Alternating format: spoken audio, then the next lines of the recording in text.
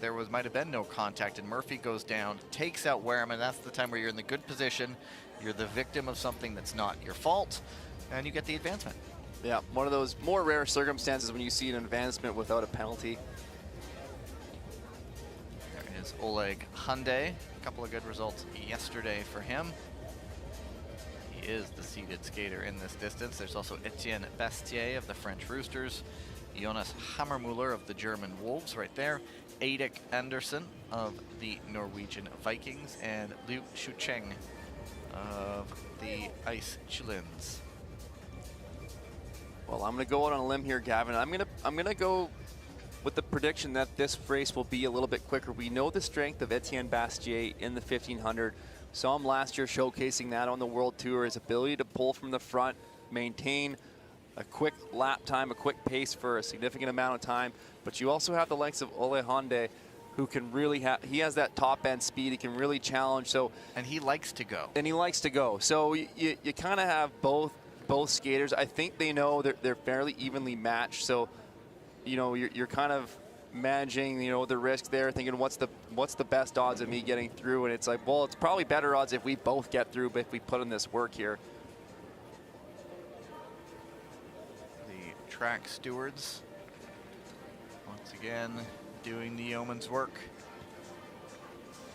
And that's such a big part of short track, is just you know, knowing your competitors, knowing who you're up against. And that was, you know, coming into this World Tour was, okay, Rim Jong-un, fantastic junior. Can he compete with the seniors? He never gone up against the likes of skaters like William Danjanu and Stephen Dubois and Jens van Wout and Pietro Segal. How does he stack up? So it's hard to create a race plan against, you know, a skater that you don't have a lot of intel on. So the skaters would be paying close attention to those competitors to try to see, okay, what do I got to watch for? And I think they learn, you know, they're learning quickly where Rim Jong-un's strength lies. He's got incredible top speed. He can deliver it late in the race, which is so hard to do. He can pass extremely well on the outside, and he doesn't seem to fade at the end of the race of a 15. So they're taking all that, they're calculating it, thinking about, okay, now what's the best way, you know, to beat this skater? You know, how do we compete against him? And they're all doing that against each other. And I'm not just trying to single out Rim Jong-un, but I felt he's a fitting example for trying to learn your competition when you don't have a lot of history on them. Yeah, they are quickly getting the intel on him.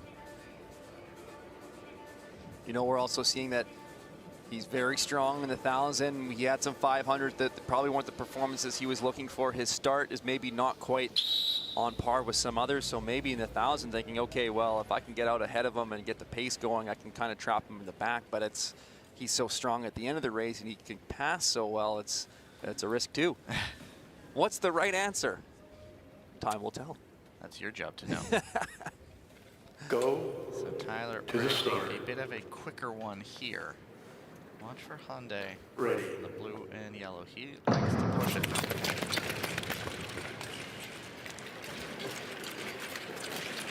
Preliminary race number 11.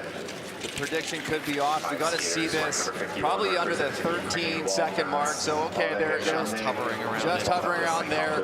We got to see this. It's going to have to be a low 10. They got to keep it going. 9-7. Okay, so they're on pace. Ole Hyundai now going the outside. The pace is still accelerating here. This is going to be a quick lap. And 97 representing Hong Kong, China. 8-9. My good. Yeah, this race is going. He wasn't. Liu tried to slow it down for just a little bit. Collision there. That changes everything. And Hyundai. Kind of a failure to give way for Hammermuller there, going all the way up the inside of Hyundai. We'll see what happens there, as it was right at the front. Hyundai grabbing his elbow. Still left in this race. So Bastier has Anderson right behind him, and Liu Shucheng. Well, this turns into a huge opportunity for Liu Shucheng or Eirik Andersen here. With the quick start. Time is going. Anderson gritting his teeth as he loses contact, and Liu makes the move on Bastier. Wow, Liu bringing it out here.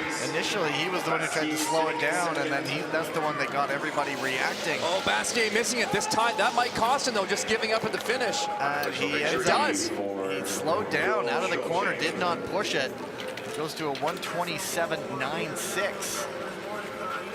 That has him behind a number of skaters. It looks like we're looking to see what's going to happen here with the review.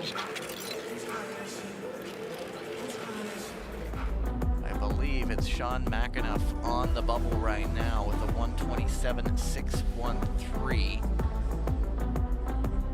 Yeah, Bastier had kind of pushed it. He could have maybe squeaked inside, but if we have a possible advancement here, that's going to chew up another spot.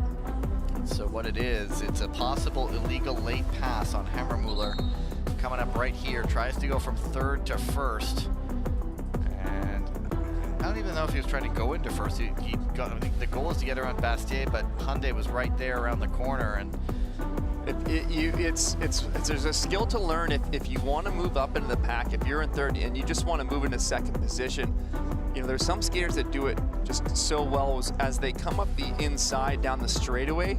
They have the ability to kind of create some space by first not deviating their track too tightly and maybe pushing that other skater a little bit towards the outside, which then allows them to kind of tuck in a second. However, if you don't have that confidence to kind of create that move or build that, create that space, you sometimes find yourself getting pinched up going into that first position where you didn't intend to, which results in that failure to give way.